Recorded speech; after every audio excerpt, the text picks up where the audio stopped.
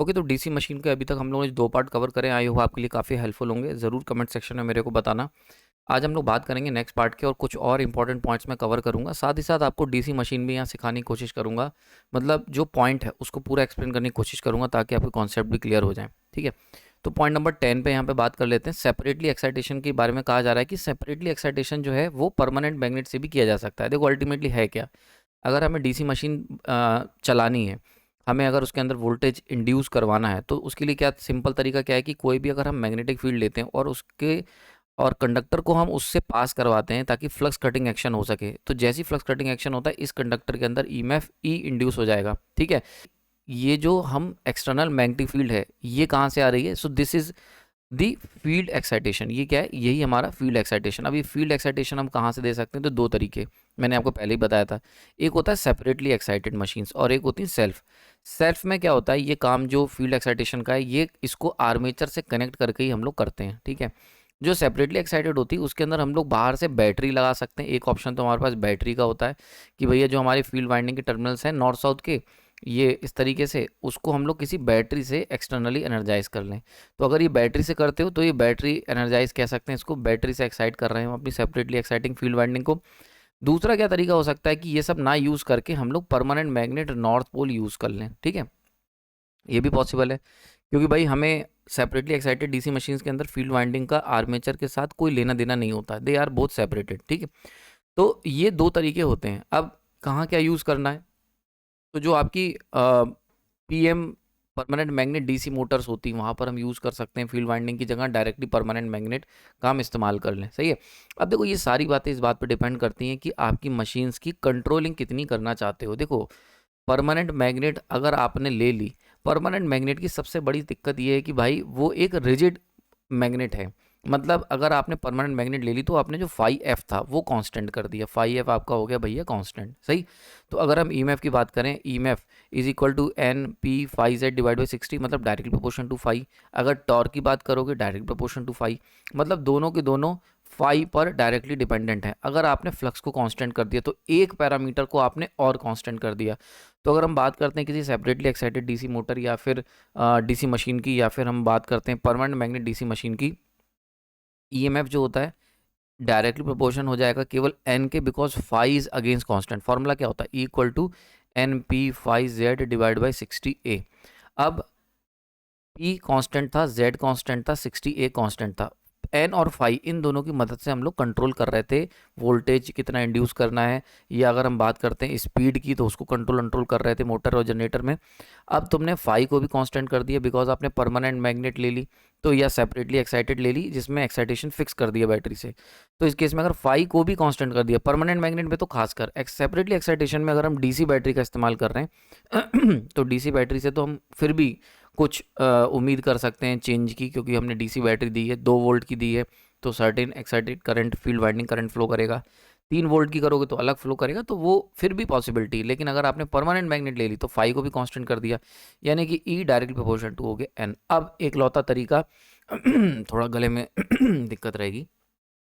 अब एक लौता तरीका कि अगर तुम्हें एक्साइटेशन को कंट्रोल करना है कि तुम्हारा जो जनरेटर है वो कितना वोल्टेज बना रहा है, तो उसका एक लौता तरीका है स्पीड को कंट्रोल करने का। इसी तरीके से जो इलेक्ट्रोमैग्नेटिक टॉर्क होगा वो भी, इलेक्ट्रोमैग्नेटिक टॉर्क क्या होता है? P phi Z I A divide by 2 pi A. तो यानी कि जो हमारा जो टॉर्क होता था, मैंने आपको पुराने लेक्चर में बताया था, डायरेक्ट प्रोपोर्शन होता था फ्लक्स के और डायरेक्ट प्रोपोर्शन होता था आर्मेचर करंट के। अब ये जो फ्लक्स होता था, अगर ये सेल्फ एक्साइटेड मशीन होती थी तो मैंने याद होगा यहाँ पर फील्ड वाइंडिंग आई एफ लिख देता था मैं, है ना? तो फाई की जगह हम लोग direct proportion to field current and I A लिख देते थे। ठीक?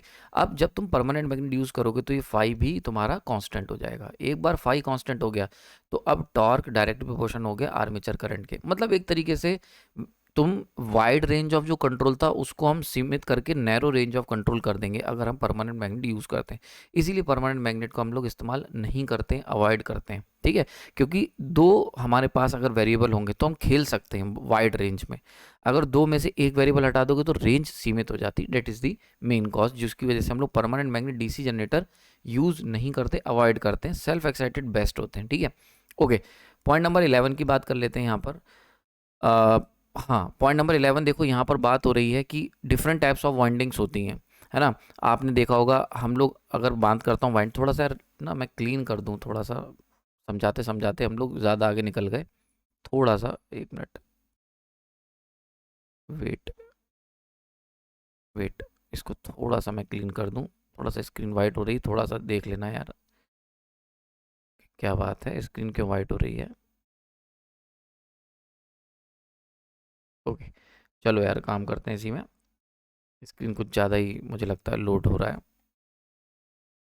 ठीक, ओके, सफिशिएंट है हमारे पास स्पेस। तो अगर हम बात करते हैं डिफरेंट टाइप्स ऑफ वाइंडिंग की, तो आपने देखा होगा मैंने बात करी आर्मेचर वाइंडिंग होती है हमारे पास, ठीक है, हमारे पास फील्ड वाइंडिंग होती है, ठीक। अब आर्मेचर वाइंडिंग में दो कैटेगरी हो सकती हैं हमारे पास, फील्ड वाइंडिंग की दो कैटेगरी हो सकती है हमारे पास, सीरीज वाइंडिंग हो सकती है या फिर शंट वाइंडिंग हो सकती है। अब सीरीज और शंट कब होगी, जब सेल्फ एक्साइटेड। मैंने बताया था आपको कि डीसी मशीन के परिवार में दो कैटेगरी बांटी गई ऑन द बेसिस ऑफ कि फील्ड वाइंडिंग कैसे यूज़ हो रही है, कैसे एनर्जाइज करा जा रहा है फील्ड वाइंडिंग को। तो फील्ड वाइंडिंग को अगर हम लोग आर्मेचर वाइंडिंग के साथ ही एनर्जाइज कर रहे हैं तो ये कैटेगरी कहलाती है सेल्फ एक्साइटेड की। अगर हम लोग फील्ड वाइंडिंग को सेपरेटली एक्साइट कर रहे हैं तो ये कैटेगरी कहलाती है सेपरेटली, ठीक है, सेपरेटली एक्साइटेड डीसी मशीन। तो जो सेल्फ एक्साइटेड डीसी मशीन है उसके अंदर फील्ड वाइंडिंग आर्मेचर वाइंडिंग के साथ कनेक्टेड होती है। अब अगर ये फील्ड वाइंडिंग सीरीज में कनेक्टेड है तो इसको हम लोग सीरीज वाइंडिंग भी कहते हैं। सीरीज मोटर याद आ गया, सीरीज में क्या होता है कि आर्मेचर वाइंडिंग के साथ सीरीज में फील्ड वाइंडिंग लगी है। अगर यही फील्ड वाइंडिंग हमारी शंट में कनेक्टेड है विद द आर्मेचर तो इसको हम कहते हैं शंट वाइंडिंग, ठीक है। वहीं पर अगर दोनों में कनेक्टेड है, मतलब कुछ वाइंडिंग हमने आर्मेचर के साथ सीरीज में जोड़ दी और कुछ वाइंडिंग हमने आर्मेचर वाइंडिंग के साथ शंट में जोड़ दी, तो इस तरीके की जो मशीन्स होती हैं इनको हम कहते हैं कंपाउंड, ठीक है, कंपाउंड। कंपाउंड के अंदर ही दो कैटेगरी आती हैं आपकी, क्यूमुलेटिव कंपाउंड और डिफरेंशियल कंपाउंड। ये डिपेंड करता है कि दोनों वाइंडिंग जो सीरीज और शंट की फील्ड वाइंडिंग्स है इनका फ्लक्स आपस में कैसे इंटरेक्ट कर रहा है। यानी कि हमने आर्मेचर के साथ फील्ड वाइंडिंग जोड़ी सीरीज में भी, सीरीज में, और प्लस फील्ड वाइंडिंग थोड़ी सी हमने जोड़ी शंट में। अब इन दोनों का फ्लक्स जो है तो फाई सीरीज अगर एडअप हो रहा है शंट में तो इसको हम कहेंगे क्यूमुलेटिव कंपाउंड। वहीं पर अगर सीरीज का फ्लक्स सब्ट्रैक्ट हो रहा है शंट वाइंडिंग के साथ, दोनों फ्लक्स एक दूसरे के अपोजिट हैं, so this is what we call differential compound. Differential compound generator मैंने बताया वेल्डिंग में यूज होते हैं, ध्यान रखना, ठीक है। तो ये डिफरेंट टाइप्स ऑफ वाइंडिंग। अब फील्ड वाइंडिंग की अगर आपसे बहुत बार मैंने देखा क्वेश्चन पूछे गए हैं रेजिस्टेंस के ऊपर कि जो फील्ड वाइंडिंग है उसका रेजिस्टेंस, एक तो तुमसे रेजिस्टेंस पूछेगा डायरेक्टली, अगर क्वेश्चन आया तो रेजिस्टेंस पूछ लेगा कि फील्ड वाइंडिंग और आर्मेचर वाइंडिंग में रेजिस्टेंस किसका ज़्यादा किसका कम, और फील्ड वाइंडिंग में भी सीरीज वाइंडिंग और शंट वाइंडिंग किसका रेजिस्टेंस ज़्यादा किसका कम। दूसरा, अगर थोड़ा सा एक हाथ ऊपर का क्वेश्चन आएगा तो वो आपसे पूछ लेगा कि ये बता दो वायर की थिकनेस किसकी ज़्यादा। समझ में आ रहा है, दोनों एक ही बातें हैं, क्योंकि आपको पता है रेजिस्टेंस जो होता है डायरेक्टली प्रोपोर्शन होता है, इनवर्सली प्रोपोर्शन होता है एरिया के। यानी कि जितना ज़्यादा रेजिस्टेंस लोगे, जितना ज़्यादा रेजिस्टेंस होगा उतना पतला वायर हम लोग यूज़ करते हैं, ठीक है, क्लियर हो गया। तो आपको मैं यहाँ पे बहुत सिंपल सी चीज़ बता देता हूँ हमेशा याद रहेगी। देखो एक बात समझो, आर्मेचर वाइंडिंग जो होती है, सबसे पहले आर्मेचर वाइंडिंग से बात करते हैं। आर्मेचर वाइंडिंग जो होती है ये, इसका रेजिस्टेंस सबसे कम रखा जाता है, सबसे मिनिमम रेजिस्टेंस इसका रखा जाता है। और दूसरी बात, ये थिक वायर की होती है क्योंकि करंट बहुत हाई फ्लो कर रहा होता है। जब हाई करंट जनरेट हो रहा है आर्मेचर में तो उसकी थिकनेस सफिशिएंटली हाई होनी चाहिए ताकि कम रेजिस्टेंस ऑफर हो। दूसरी बात, करंट को वो बियर कर सके, इतने हाई करंट रेटिंग को वो बियर कर सके। तो आर्मेचर वाइंडिंग हमेशा थिक होगी, नंबर ऑफ टर्न्स हमेशा कम होंगे, और सबसे इंपॉर्टेंट चीज़ इसका जो रेजिस्टेंस होगा वो भी हमेशा कम होगा, सही। अब एक बात ध्यान से समझ, बहुत ध्यान से समझना, जो भी वाइंडिंग हम आर्मेचर के साथ सीरीज में लगाएंगे, अगर कोई वाइंडिंग्स तुम फील्ड वाइंडिंग को सीरीज में कनेक्ट कर रहे हो तो ये बात याद रखना, सीरीज में कनेक्ट करने का मतलब है कि जो दूसरी वाइंडिंग लग रही है उसका भी रेजिस्टेंस कम होना चाहिए, वरना सारा का सारा वोल्टेज ड्रॉप हो जाएगा, ठीक है। समझ में आ रही बात है भाई, ऑब्वियस सी बात है। अगर आपको मैं थोड़ा सा ऊपर करके बताऊं कि जैसे मान के चलते हैं ये हमारी वाइंडिंग है आर्मेचर वाइंडिंग, अब इसके साथ अगर तुम फील्ड वाइंडिंग सीरीज में कनेक्ट कर रहे हो आर फील्ड, तो फील्ड सीरीज, तो इसका जो रेजिस्टेंस है फील्ड वाइंडिंग का, इसका रेजिस्टेंस भी काफ़ी कम होना चाहिए आर्मेचर वाइंडिंग के कंपैरिजन में, मतलब बिल्कुल लगभग लगभग बराबर कह सकते हो या लो कह सकते हो, सही है। क्यों? क्योंकि अगर फील्ड वाइंडिंग का रेजिस्टेंस बहुत ज़्यादा हुआ तो बहुत ही ज़्यादा वोल्टेज ड्रॉप यहीं पर हो जाएगा। भाई आपने आर्मेचर वाइंडिंग के अंदर वोल्टेज इंड्यूस करवाया, ठीक है। अब ये वोल्टेज बाहर जो मिलेगा हमें टर्मिनल पे, वो वोल्टेज जो ड्रॉप के बाद होगा वही तो मिलेगा। कुछ अगर इस वाइंडिंग में ही सारा वोल्टेज ड्रॉप हो गया तो 200 वोल्ट बना और बाहर हमें मिला 100 वोल्ट, क्यों 100 वोल्ट ड्रॉप हो गया, तो ये तो कोई अच्छा जनरेटर नहीं हुआ। तो इसीलिए जब भी हम कोई वाइंडिंग सीरीज़ में जोड़ते हैं तो ये ध्यान रखा जाता है, सीरीज़ वाइंडिंग हमेशा, फील्ड वाइंडिंग अगर सीरीज़ में जोड़ रहे हो तो आर फील्ड वाइंडिंग सीरीज़, तो इसका जो रेजिस्टेंस है वो क्या होना चाहिए, बिल्कुल कम होना चाहिए रेजिस्टेंस, बहुत इंपॉर्टेंट, वरना सारा वोल्टेज यहीं पर ड्रॉप हो जाएगा। दूसरी बात, अगर रेजिस्टेंस तुम्हें कम रखना है तो भाई थिकनेस ज़्यादा रखनी पड़ेगी वायर की। तो वाइंडिंग जो होती है सीरीज़ वाइंडिंग, अगर सीरीज़ वाइंडिंग कह लो या फील्ड वाइंडिंग इन सीरीज़ कह लो, एक ही मतलब है। तो जो सीरीज़ वाइंडिंग होती है वो उसकी थिकनेस ज़्यादा होती है, मतलब मोटा वायर, और टर्न्स क्या होते हैं, नंबर ऑफ टर्न्स ये कम होते हैं, ध्यान से समझना, ठीक है। तो हमने अभी तक देखा आर्मेचर वाइंडिंग का रेजिस्टेंस कम होता है और फील्ड वाइंडिंग जो सीरीज़ में जुड़ी हुई है इसका भी रेजिस्टेंस कम होता है। कैसे कम रखा जाता है, मोटा वायर इस्तेमाल करके, नंबर ऑफ टर्न्स को कम रख के, सही। देन आती है हमारे पास shunt winding, or field winding shunt में, मतलब आर्मेचर के साथ पैरेलल में जुड़ी है। तो अगर कोई तुम पैरेलल में जोड़ रहे हो तो ये कोई टेंशन नहीं होती। पैरेलल वाइंडिंग जो होती है वो इस तरीके से डिज़ाइन करी जाती है कि वो टर्मिनल वोल्टेज के पैरेलल में लगी हुई है, तो पूरा का पूरा जो टर्मिनल वोल्टेज है उस वाइंडिंग के अक्रॉस डेवलप होगा। तो वो वाइंडिंग इतनी सफिशिएंट होनी चाहिए कि इतने हाई वोल्टेज को बियर कर सके। तो वो कैसे हो सकता है, उसके लिए हम लोग क्या करते हैं, नंबर ऑफ टर्न्स बढ़ा देते हैं, एन की वैल्यू बढ़ा देते हैं, नंबर ऑफ टर्न्स बढ़ाते हैं, प्लस थिन वायर का इस्तेमाल करते हैं, क्योंकि फील्ड वाइंडिंग जो शंट में लगी होती है उसको करंट नहीं कैरी करना होता है, आर्मेचर करंट जो कि सबसे ज़्यादा होता है। अगर हम बात करते हैं डीसी मशीन की तो ये बहुत इंपॉर्टेंट है कि आर्मेचर वाइंडिंग के अंदर सबसे ज़्यादा करंट फ्लो करे, सही है। फील्ड वाइंडिंग जो अगर शंट में लगी है, शंट फील्ड वाइंडिंग, तो वहाँ पर सबसे मिनिमम करंट फ्लो करे, ठीक है। तो करंट मिनिमम हो, नंबर ऑफ टर्न ज़्यादा हो, तो थिन वायर में काम चल जाए, क्योंकि जब number of current he come carry करना है तो थिन वायर से काम हो जाता है, ठीक है। और रेजिस्टेंस बहुत हाई रखा जाता है जिससे कि जो भी करंट यहाँ बन रहा है वो आर्मेचर करंट वो बाहर निकले, शंट में कम से कम जाए, शंट वाइंडिंग में, ठीक है। तो अब तीनों वाइंडिंग मैं आपको कनेक्ट करके दिखाता हूँ। This is your armature winding, ये हो गई आर्मेचर वाइंडिंग, यहाँ पर हमारा वोल्टेज इंड्यूस हुआ ई, ठीक है, ये है आर्मेचर वाइंडिंग। अब जो भी करंट होगा, मैक्सिमम करंट जो होगा वो बाहर निकलेगा, और इसके लिए क्या करा जाता है, सीरीज वाइंडिंग जो होती है उसका रेजिस्टेंस बिल्कुल मिनिमम रखा जाता है, ताकि ये वाला जो रास्ता है ये बिल्कुल मिनिमम रेजिस्टेंस ऑफर करे और सारा करंट बाहर की तरफ फ्लो करे। शंट वाइंडिंग जो होती है इसको इतना हाई रेजिस्टिव रखा जाता है ताकि इधर की तरफ बिल्कुल मिनिमम करंट जाए। तो मिनिमम करंट हम लोग फील्ड वाइंडिंग को देते हैं, बिकॉज फील्ड वाइंडिंग में जो फ्लो होने वाला करंट है वो हमारे किस काम का, हम तो चाहते हैं कि जो भी आर्मेचर में करंट बने वो सब के सब बाहर डिलीवर हो, तभी तो काम आएगा। तो इसके लिए इसका बहुत ही हाई रेजिस्टेंस रखा जाता है। ये मैं आपको चीज़ें बता रहा हूँ, ये सारी चीज़ें आपको याद रखनी जिससे कि आप क्वेश्चंस कर पाओ, ठीक है। तो आई होप इतना डिस्कशन सफिशिएंट होगा, बाकी मेरे लेक्चर देख लेना, बहुत डिटेल में वहाँ पर मैंने बताया है। नाउ पॉइंट नंबर 12 की बात कर लेते हैं। पॉइंट नंबर 12 में बता रखा है कि अगर कोई डीसी जनरेटर है तो उसको हम लोग रोटेटिंग एम्पलीफायर के नाम से भी जानते हैं। मतलब बहुत बार ऐसा होता है कि डीसी जनरेटर में ऑप्शन पूछा जाता है कि इनमें से कौन सा एक रोटेटिंग एम्पलीफायर की तरह काम कर सकता है, तो डीसी जनरेटर वो काम कर सकता है रोटेटिंग एम्पलीफायर की तरह। ऐसा क्यों कह रहा हूँ, क्योंकि डीसी जनरेटर का इस्तेमाल बहुत सारी ऐसी एप्लीकेशन होती हैं जहाँ पर हम इसका इस्तेमाल एज एन एम्पलीडाइन या ऐसा मेटाडाइन करते हैं, ठीक है। अब DC generator as an amplifier में क्यों कह रहा हूँ, बहुत ध्यान से समझो। मान के चलते हैं डीसी जनरेटर में ये फील्ड वाइंडिंग से हमारी यहाँ पर सेपरेटली एक्साइटेड, चलो ले लेते हैं थोड़ी देर के लिए। अब सेपरेटली एक्साइटेड हमने दी, बहुत ही स्मॉल वोल्टेज अगर तुम इसमें दोगे 1 से 2 वोल्ट जस्ट फॉर एग्जांपल, और टर्न्स खूब सारे बढ़ा दो, तो ऐसे में क्या होगा, यहाँ पर अच्छा खासा नॉर्थ पोल और साउथ पोल आ जाएगा, ठीक है। और जब ये नॉर्थ पोल साउथ पोल आएगा तो जब इसको तुम घुमाओगे तो यहाँ पर जो वोल्टेज इंड्यूस होगा E, that should be close to 100 to 200 volt. इसका मतलब क्या हुआ कि छोटा सा वोल्टेज 5 वोल्ट भी अगर हम ले लें तो 1 से लेकर 5 वोल्ट, मतलब बहुत ही छोटा voltage, that should be your input voltage. Input voltage कितना हो गया, 1 से लेकर 5 वोल्ट, और इसका इस्तेमाल करके जो हम लोग वोल्टेज जनरेट कर रहे हैं वो कितना है, 100 से लेकर 200 volt. So this is the amplification power. तो इसीलिए डीसी जनरेटर को हम लोग एम्पलीडाइन या मतलब मल्टीपल एम्पलीफिकेशन के लिए भी इसका इस्तेमाल करा जाता है।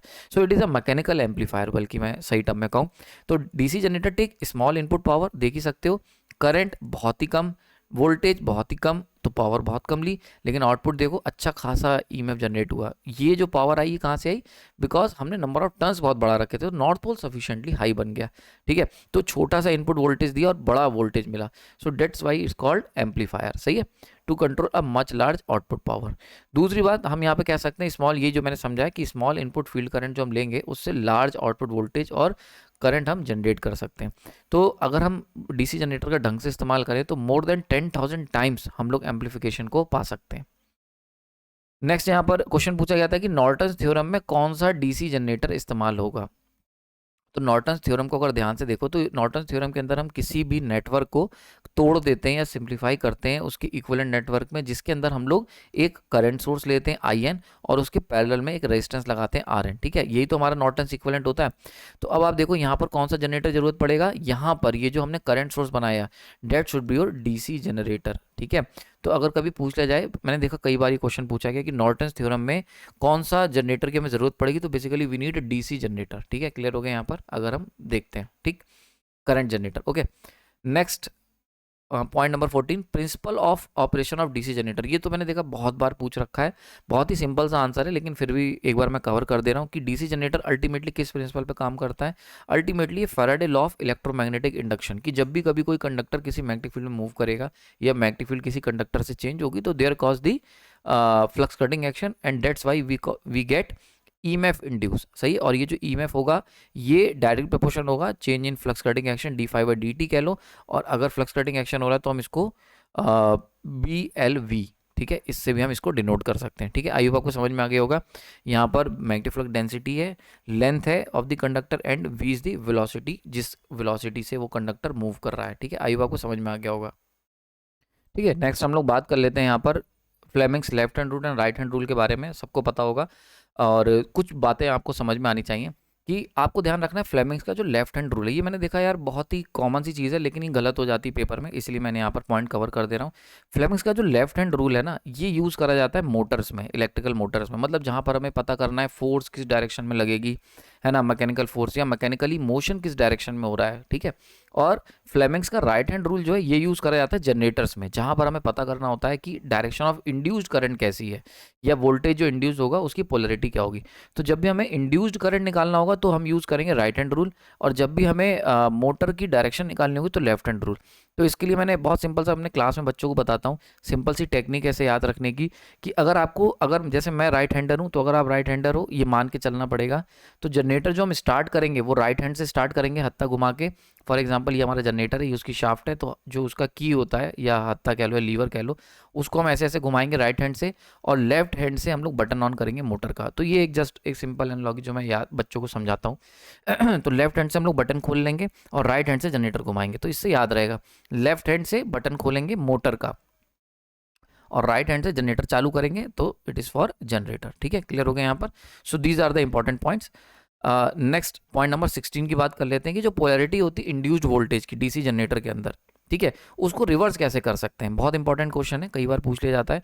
तो देखो आपको ध्यान रखना है, ये क्वेश्चन जब आता है तो बच्चों को बहुत ध्यान से काम करना है। आपको फॉर्मूला बिल्कुल देखो, जब भी कभी जैसे मैंने देखा कभी भी डीसी मशीन का कोई क्वेश्चन आए कि सर्टेन पैरामीटर वेरिएबल को हम चेंज करेंगे तो उसका क्या असर पड़ेगा, तो आपको फॉर्मूला लिख लेना है सबसे पहले, जो भी फॉर्मूले अवेलेबल हैं आपके पास उससे रिलेटेड। तो यहाँ पर पोलैरिटी की बात हो रही है, तो अगर आप देखो EMF जो होता है वो डिपेंड किस पे करता है, ultimately flux is the variable अगर सेल्फ एक्साइटेड है, या सेपरेटली एक्साइटेड भी वेरिएबल अगर हमारे पास पोलैरिटी एग्जिस्ट करती वेरिएबल बैटरी है, and speed of the generator. तो तुम क्या कर सकते हो, वोल्टेज तुम्हें निगेटिव करना है। वोल्टेज निगेटिव करने का मतलब क्या है कि अगर जनरेटर क्लॉकवाइज घूम रहा है तो एक ऑप्शन तो ये है कि नॉर्थ पोल को ऐसे कैसे ही रखो, साउथ पोल को ऐसे कैसे रखो, और जनरेटर को अपोजिट डायरेक्शन में घुमाना स्टार्ट कर दो, मतलब रोटेशन को रिवर्स कर दो। एक ऑप्शन ये। दूसरा ऑप्शन, अगर जनरेटर क्लॉकवाइज घूम रहा है तो नॉर्थ पोल तुमने पहले बना रखे थे, पहले नॉर्थ साउथ थे, इनको उल्टा कर दो, साउथ और नॉर्थ कर दो, तब भी हमारी पोलैरिटी रिवर्स हो जाएगी। बिकॉज या तो फ्लक्स को रिवर्स कर दो, तो इस फॉर्मूले में या तो -φ कर दो या फिर और -n कर दो, दोनों मत करना। दोनों करोगे तो माइनस n कैंसिल आउट हो जाएगा। तो E direct proportion to φ into n है, या तो इसको -φ कर दो, इसको n रखो, या फिर क्या करो, इसको φ रखो, इसको -n कर दो। ठीक है, दोनों को अगर कर दोगे -φ -n, तो प्रोडक्ट कितना हो जाएगा φn, तो डायरेक्शन कुछ नहीं होगा। समझ में आ रही बात है, क्लियर हो गया। तो पोलैरिटी रिवर्स करने के लिए either change the direction of flux, polarity of flux, और पोलैरिटी और direction of rotation. Point number 17 की बात कर लेते हैं कि अगर डीसी जनरेटर है हमारा, डीसी जनरेटर की रेटिंग हमेशा जो होती है किलोवाट में दी जाती है।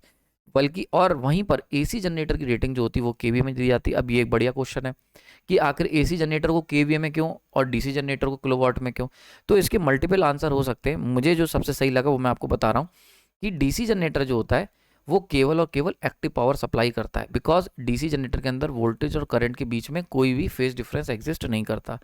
तो क्योंकि एक्टिव पावर सप्लाई करता है और एक्टिव पावर हमेशा किलोवाट में नापी जाती है, तो डेट्स वाई वी नेम जो हम लोग रेटिंग सेट करते हैं डीसी जनरेटर की वो किलोवाट में करते हैं। ठीक है, अगर हम बात करते हैं एसी जनरेटर की, तो एसी जनरेटर एक्टिव और रिएक्टिव दोनों पावर सप्लाई करता है।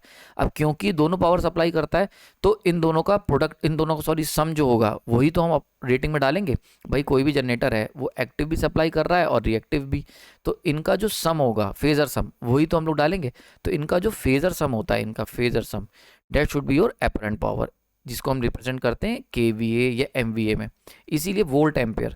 ठीक है, तो ये क्या है, this is the apparent power. Apparent power is basically the phasor sum. तो जैसे मैं अगर इसका फेजर सम निकालूं तो S equal to under root में P square plus Q square. ठीक है, तो ये हो गई आपकी एसी जनरेटर की रेटिंग। इसीलिए एसी जनरेटर क्योंकि दोनों सप्लाई करता है तो हमें इनका सम लिखना पड़ता है, इसीलिए हम इसकी रेटिंग जो है वो केवीए में रेटिंग लिखते हैं। आई होप आपको समझ में आ गई होगी सारी बातें जो मैंने अभी तक करी हैं। ठीक है, नाउ लास्ट क्वेश्चन यहाँ पर हम लोग ले लेते हैं, split ring and slip rings. इनके बारे में हल्का सा जरा मैं आपको ब्रीफ बता देता हूँ। जो स्प्लिट रिंग होते हैं ये इस तरीके से, इनका इस्तेमाल, इनको हम लोग सबसे पहले नाम समझ लो, इनको हम लोग कम्यूटेटर रिंग भी कहते हैं, कम्यूटेटर। तो जो डीसी मशीन्स होती हैं जहाँ पर भी हमें पोलैरिटी को रिवर्स करना पड़ता है कि एसी को डीसी में, सो वहाँ पर जहाँ पर भी हम पोलैरिटी को रिवर्सल की ज़रूरत पड़ती है, चेंज करने की ज़रूरत पड़ती है, वहाँ हम स्प्लिट रिंग का इस्तेमाल करते हैं, इन्हें कम्यूटेटर रिंग भी कहते हैं। और जहाँ पर हमें फिक्स्ड पोलैरिटी की ज़रूरत पड़ती है वहाँ हम लोग स्लिप रिंग या फिर कंप्लीट रिंग का इस्तेमाल करते हैं। ठीक है, क्लियर हो गया। So these are the important point जो हमें याद रखने हैं। इसके ऊपर मैंने देखा बहुत क्वेश्चन आते हैं। तो जब भी हम एसी जनरेटर्स की बात करते हैं, एसी जनरेटर जैसे कि स्लिप रिंग इंडक्शन मोटर, बहुत प्राइम एग्जांपल है स्लिप रिंग इंडक्शन मोटर।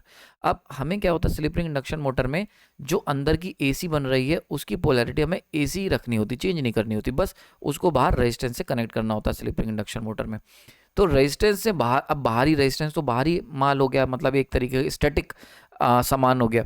तो ये जो बाहरी सामान होता है यानी कि स्टैटिक जो रेजिस्टेंस होते हैं, इनको कनेक्ट करने के लिए with the rotating part we need slip ring.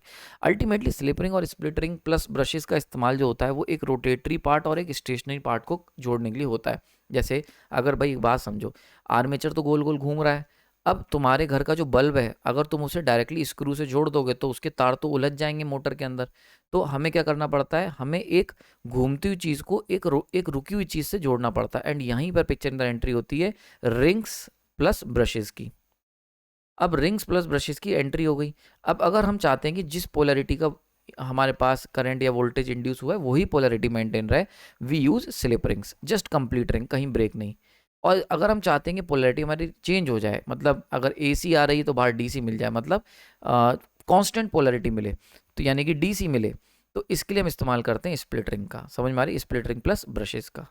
तो ये आपको ध्यान रखना है। तो ब्रशेज एंड रिंग्स कहाँ यूज होते हैं, स्टेशनरी को रोटेटरी पार्ट से जोड़ने के लिए, जिसमें रिंग्स रोटेटरी हैं जो कि घूम रहे होते हैं, and brushes are the stationary part जो कि उसके ऊपर चिपके होते हैं। सही है, तो इस तरीके से हम लोग घर के बल्ब जो कि रुका हुआ है और एक गोल घूमता हुआ जनरेटर को कनेक्ट कर पाते हैं। सो आज के लिए इतना ही रखते हैं और नेक्स्ट वीडियो में बात करें कुछ और पॉइंट्स की। इससे जुड़ा हुआ जो भी हमारे पास मटेरियल, जो भी ये मटेरियल कवर कर रहा हूँ मैं, इसके जो पीडीएफ नोट्स हैं थोड़े दिन में सुपर प्राइम ग्रुप पे शेयर कर दूंगा, वहाँ पे आप जाके देख लेना। बाकी आप किसी भी एग्जाम की तैयारी कर रहे हो, हमारा सुपर प्राइम ग्रुप, आप इसकी मेंबरशिप ले सकते हैं सुपर प्राइम ग्रुप की। अगर आपको ट्राई करना है तो 1 मंथ वाली ले लो, यूट्यूब पे अवेलेबल है 119 में। अगर आपको 6 महीने के लिए चाहिए तो आप हमारा टेलीग्राम ग्रुप ले सकते हो, डिस्काउंट अच्छा खासा मिल जाएगा। 1 साल की चाहिए तो भी आपको मिल जाएगा टेलीग्राम ग्रुप पे, और अच्छा खासा वहाँ पे डिस्काउंट होगा। पर ध्यान रखना टेलीग्राम ग्रुप पे ये सारे जो सुपर प्राइम वीडियोस हैं ये सब के सब टेलीग्राम ग्रुप पे पड़े हुए हैं, तो वहाँ पर आप टेलीग्राम ग्रुप पे ही देखोगे। बहुत सारे फ़ायदे हैं टेलीग्राम यूज़ करने के, मेंबरशिप में बहुत सारे लोग जुड़े हुए हैं, 100 से ज़्यादा लोग हैं। वहाँ पर फ़ायदा ये रहता है कि आपको डिस्ट्रैक्शन नहीं होगा जैसे यूट्यूब में होता है। So these are the positive points. हाँ, यूट्यूब की प्लेलिस्ट थोड़ी सी इंटरेक्टिव हो सकती है, उसकी व्यवस्था मैंने वहाँ पर वैसे कर दी एक्सेल शीट से, तो आप देख सकते हैं करके। तो ये आपके पास ऑप्शन है, लेकिन किसी भी एग्जाम की तैयारी कर रहे हो तो youth publication series most important है, और जो इंपॉर्टेंट पीडीएफ नोट्स हैं सब के सब आपको सुपर प्राइम ग्रुप पर हमारे मिल जाएंगे लेटेस्ट। ठीक है, बाकी आप हमारा एक बार पोस्ट सेक्शन चेक कर लेना फॉर दी फर्दर नोटिफिकेशंस। कीमती समय देने के धन्यवाद। नेक्स्ट वीडियो में बात करेंगे कुछ और इंपॉर्टेंट पॉइंट की। Thank you.